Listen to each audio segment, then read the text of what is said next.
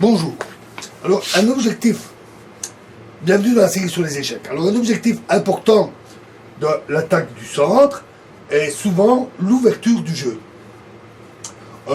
On l'a vu souvent dans la théorie des ouvertures, il y a souvent des tensions qui se produisent dans le centre, et puis à un moment donné, des échanges avec une ouverture du centre.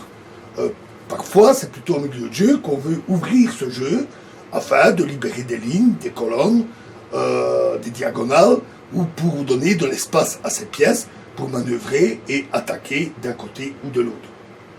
Alors cette position est issue d'une partie entre Van Seters et Everhard, jouée à Bruxelles en 1968. C'est au blanc joué. Et donc ils ont joué D4, D5. Un très bon coup, il menace à la fois D prend C7, qui attaque la dame protégée par son cavalier, et en même temps, il menace D6, qui attaque le fou qui serait complètement coincé et condamné. Notons que la pièce est protégée par la tour et le fou. Donc capturer le pion serait mortel pour la dame. Donc, E prend D5, alors notons que C prend D5, C prend D5, et les blancs menacent notamment Dame C3, échec, très violent. Donc E prend D5.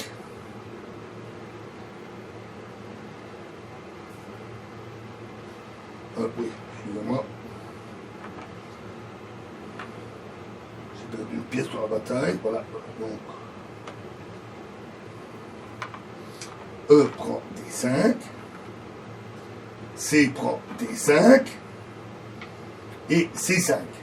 Alors, ce coup permet d'éviter d'ouvrir la colonne face au roi. Et donc, la dame qui se ramène, elle protège aussi le roi blanc.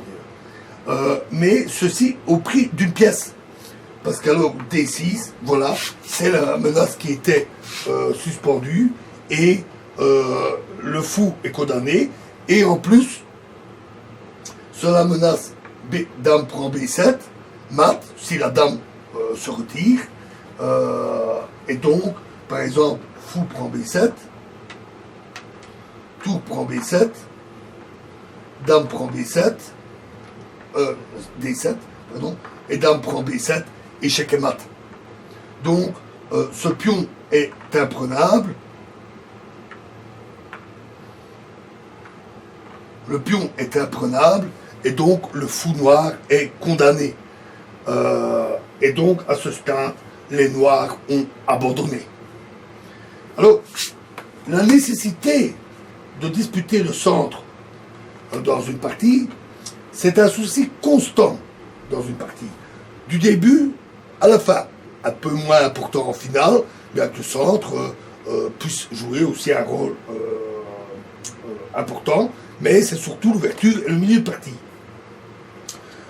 La théorie des ouvertures qu'on a vue en offre des exemples sans fin. Une grande partie de la théorie des ouvertures parle de occuper le centre, contrôler le centre, attaquer le centre, etc. Et cette bataille pour le centre se poursuit en milieu de partie.